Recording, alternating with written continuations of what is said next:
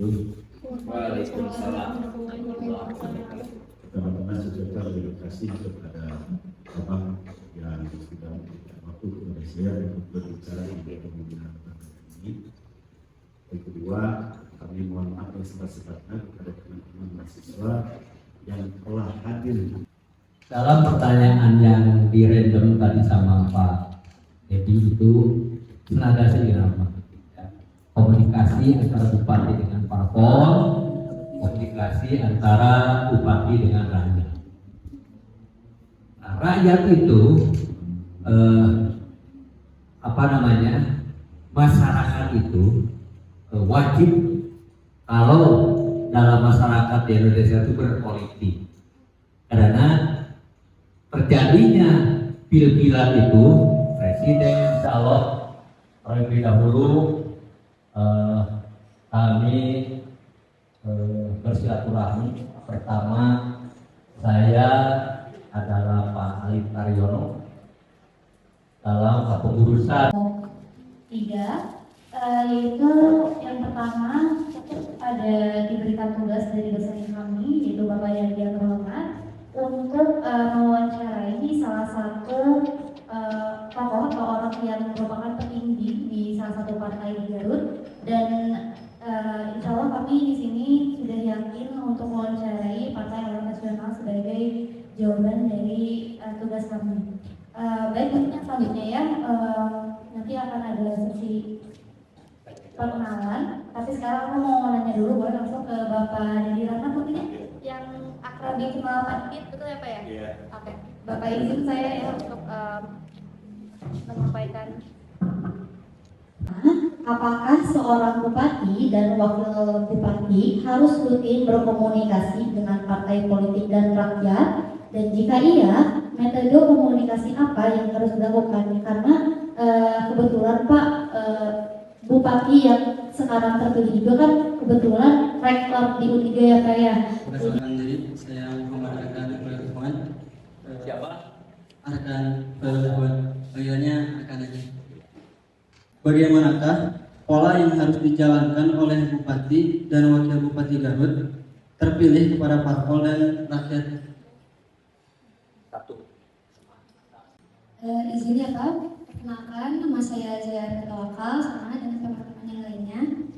Izin bertanya, bagaimana cara komunikasi partai politik dengan bupati agar tetap efektif? Terima kasih. Izin memperkenalkan diri, nama saya Oka Zakia Permana dari semester 1. Izin bertanya, bagaimana Bupati Wakil Gubernur dapat memanfaatkan teknologi informasi dan komunikasi untuk meningkatkan kualitas pelayanan publik? Terima kasih. Komunikasi yang baik dari Bupati dan Wakil Bupati pada parpol dan rakyat itu seperti apa?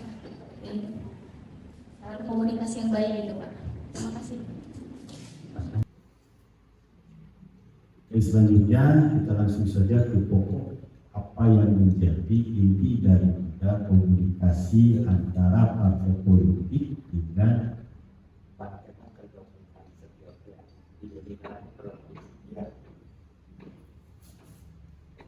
kebetulan juga bahwa kita lebih spesifik lagi, kita berbicara konkretnya bahwa Garut itu kemarin sudah beres pilkada dan kemenangan sudah ada, itu sudah ada rapat pleno penetapan dan kita tinggal menunggu pelantikan. Ini juga Partai Amanat Nasional itu salah satu pengusung daripada pasangan nomor 2 Sakur dan Putri. Jadi kita langsung membahas kepada pokok permasalahan apa yang menjadi pertanyaan dari teman-teman mahasiswa. Ini berkaitan dengan komunikasi politik antara bupati dengan partai politik dan rakyat. Mungkin saya menggarisbawahi, ini hampir semua pertanyaan itu dasarnya itu dari sana. Ya, ini komunikasi politik antara pemangku kebijakan dengan salah satu partai politik dan rakyat. Mungkin itu intinya. Kalau tidak salah saya rangkum seperti itu.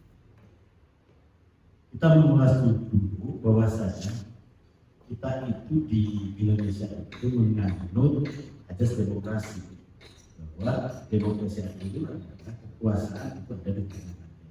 Ini seperti itu. Dalam amandemennya bahwasanya rakyat di sini di garis bawah itu adalah secara keseluruhan masyarakat yang ada khususnya itu di kementerian.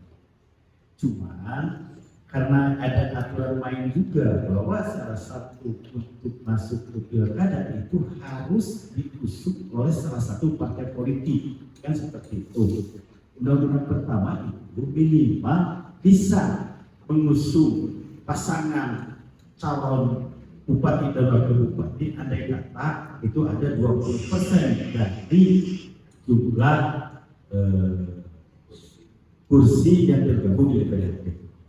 Mungkin ini berkaitan juga dengan salah satu partai politik, kan seperti itu. Ini kalau tugas daripada bupati itu eksekutif, segala kebijakan yang bertentangan dengan keraguan, maju dan sebagainya untuk pemerintahan Kabupaten Garut itu ada di stakeholdernya bupati. Cuma kami menggarisbawahi kalau berkaitan dengan partai itu adalah karena partai itu diwakili oleh anggota dewan, yang mana legitimasi daripada bupati itu ada di dewan, legitimasi, terus masalah anggaran, pengawasan dan sebagainya. Karena partai politik dengan rakyat itu tidak bisa dipisahkan. Ada partai politik dengan rakyat, ayat salah satu partai politik, tapi secara keseluruhan itu hampir sama. Tupoksi dan tugas dan fungsinya itu hampir sama. Cuman ada kelebihan kalau berbicara partai politik itu ada legitimit yang diwakili oleh dewan. Gitu. Kita menuju kepada pertanyaan, apakah harus komunikasi antara partai politik dan rakyat dengan komunikasi dengan bupati? Yang pertanyaan seperti ini. Tadi juga saya sudah mengimprovisasi dari awal, apakah ini harus atau teknisnya seperti apa? Kan lalu secara sederhana bahwa bupati itu jangan terlatih rakyat tentunya. Jadinya itu kurangnya atas salah satu kendaraan, salah satu partai politik, kan seperti itu. Jenis komunikasinya seperti apa? Mungkin itu lebih ke kita disederhanakan, karena kalau di salah satu partai politik juga atau di dewan itu ada yang namanya kita turun ke bawah. Selain pengenalan itu, menampung aspirasi apa yang menjadi kendala di lapangan seperti itu. Tanpa nama rakyat dan sama juga antara partai politik itu yang diwakili oleh dewan itu nanti berkelanjutan dengan konsolidasi di bawah langsung masuk ke wilayah teknis masyarakat bawah seperti itu. Karena kalau pertanyaan apakah harus teknisnya seperti apa, mungkin itu yang lebih berkompeten di dalam hal ini adalah bupati. Jadi pas pertanyaan itu teknis dan sebagainya, bupati sendiri yang menentukan apa yang akan beliau komunikasikan antara beliau dengan rakyat dan partai politik. Kalau ke kami, apakah yang perlu pisan pada dana bupati lawan jantan kurangnya dari besar, kan seperti itu. Cuman bicara teknis dan sebagainya itu ada kebijakan masing-masing yang diatur oleh undang-undang. Kita juga ada aturan main tersendiri antara partai dengan bupati itu sendiri. Mungkin seperti itu. Pola yang harus dijalankan parpol dan rakyat untuk mengkomunikasikan dengan bupati pada dasar itu ya. Nah, saya memandang ini, kalau untuk komunikasi mungkin itu ada di ranah kita, ada di ranah salah satu partai politik untuk mengkomunikasikan. Dari awal juga kita sudah berkomitmen mungkin tatkala kita memberikan rekomendasi itu ada komunikasi politik antara partai politik dengan kan seperti itu. Itu pasti ada yang namanya komunikasi politik. Karena yang kita bicara itu politik. Mesti berbicara komunikasi di sini intinya secara secara kultur itu kan untuk mensejahterakan rakyat kan seperti itu. Karena ada hari pemikiran antara bupati dengan partai politik itu sama karena bupati juga berasal dari salah satu partai politik kan seperti itu. Biar nanti kita komunikasinya berkembangnya saya juga ini menggarap forum sharing sajalah, forum sharing biar nanti ini ada berkesinambungan antara kami dengan teman-teman.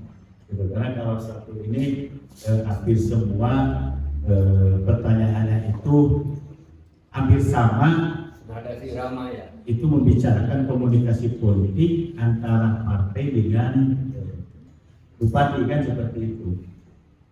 Pada intinya komunikasi di sini saya rasa ini harus benar-benar harus dilaksanakan karena kalau bupati jadi itu atas dorongan daripada salah satu partai politik seperti itu.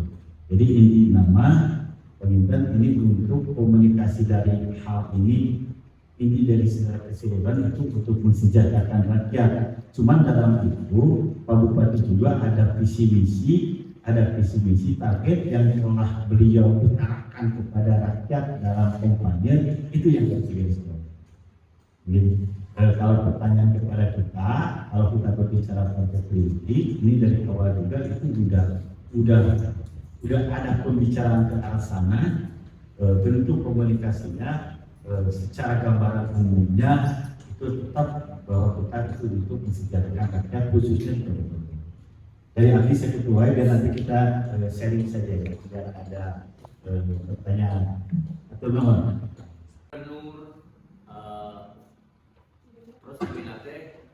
Bupati itu terdiri dari pemilihan melalui suara partai. Contoh, Pak Sakur itu dengan Ibu Putri itu diusung, artinya diusung, direkomendasi oleh partai 7, terdiri dari kalau Pak Sakur mah ku Golkar diusung nate mung hiji-hijina Pak Sakur.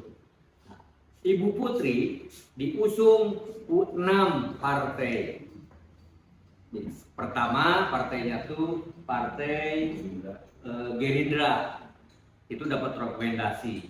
Terus dari partai PKB, terus dari partai PDI, terus dari partai Nasdem, dari partai PAN, dari partai satu lagi Demokrat. Jadi 6 partai mengusung Neng Putri dan 1 partai mengusung Pak Sakur. Jadi 7 partai itu bergabung ke pasangan Sakur dan Putri. Nah itu lawan kita 01 itu terdiri dari usungan PKS dan P3.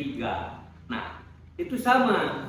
Jadi kami dalam perjalanan pemilihan ya partai PAN itu di sana tuh ada semacam sekretariat gabungan yang disebut Setgam.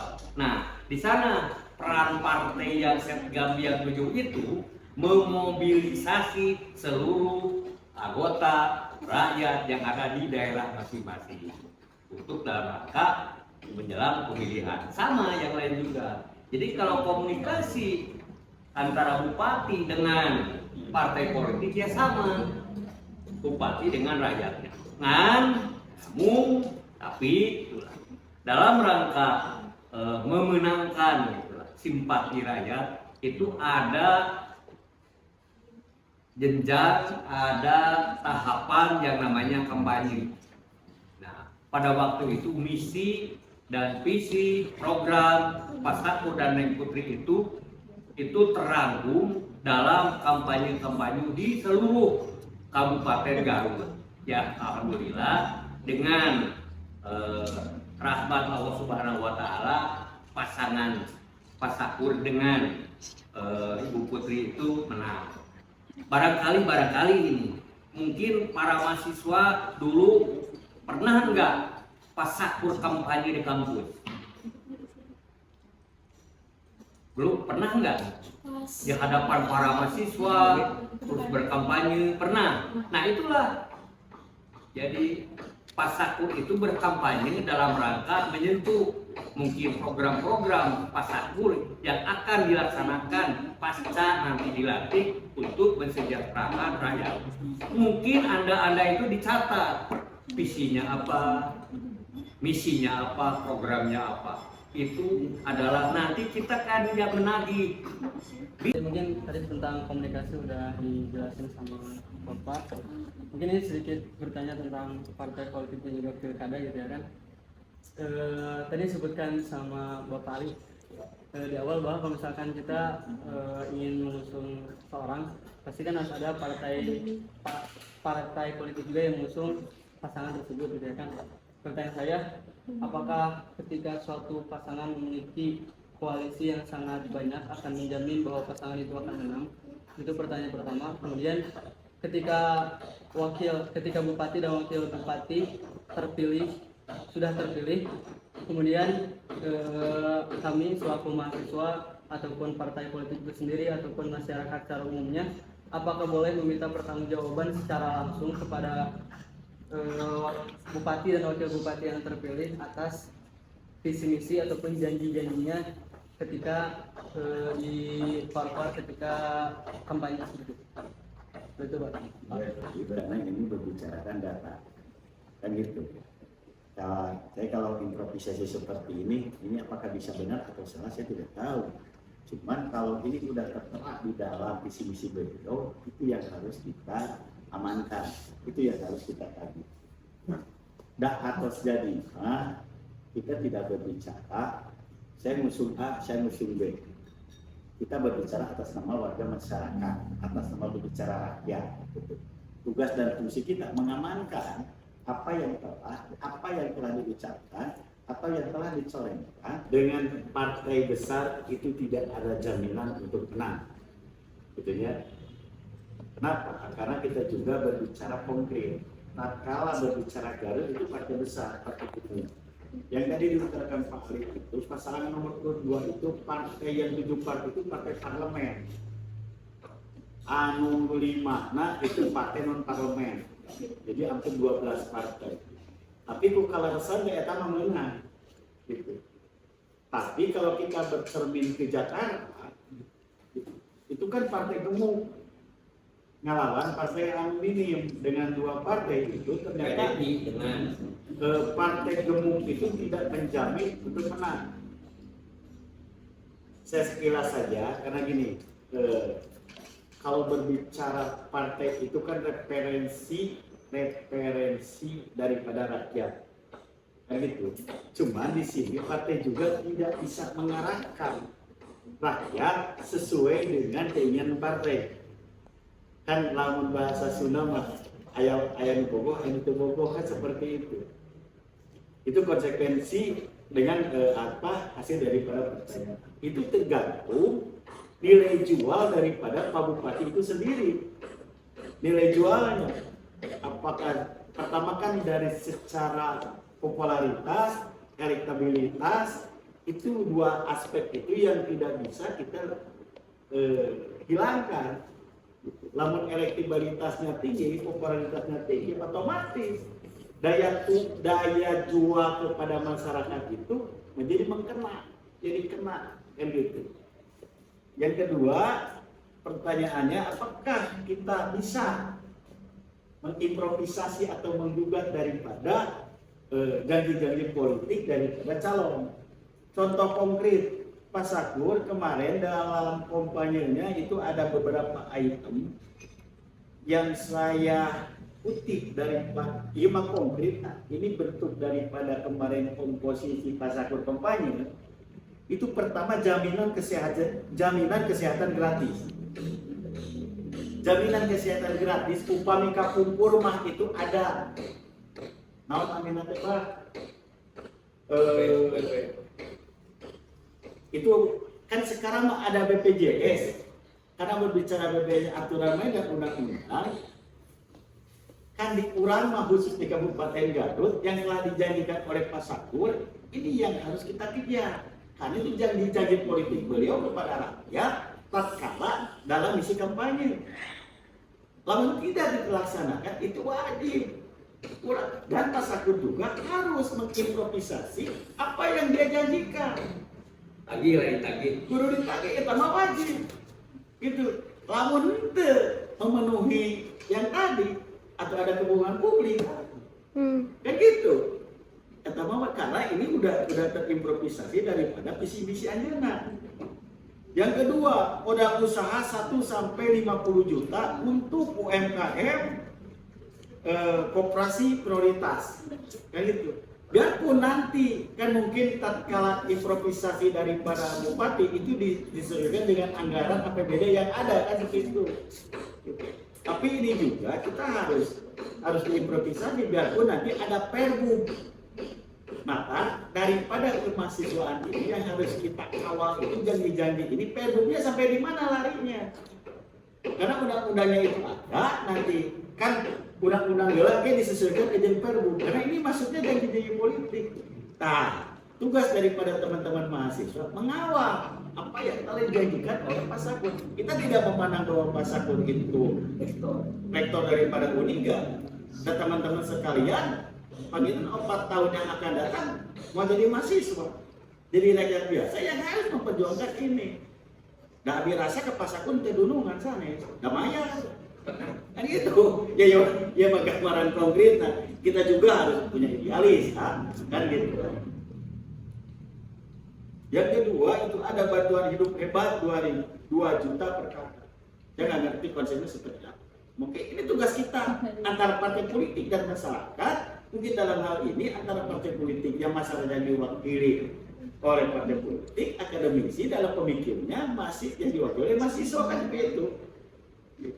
Terus yang selanjutnya infrastruktur jalan mulus, 100.000 lapangan kerja baru, beasiswa 1 desa 1 sarjana. Ini pokok-pokok pikiran, visi misi daripada janji politik daripada pasangan calon yang harus kita kawal. Selain tugas kita daripada partai politik, itu tugas teman-teman juga anak-anak mahasiswa-mahasiswi yang notabene berbasis akademis, ini yang harus kita ikuti. Ini biar kita clear, karena kita juga sebagai salah satu partai politik yang mengusung beliau, insya Allah kita bertanggung jawab untuk mengimprovisasikan ini nih bahwa bapak teh kapung teh visi misi itu seperti ini, untuk dokumentasi kan seperti itu. Ini juga yang harus teman-teman kawal.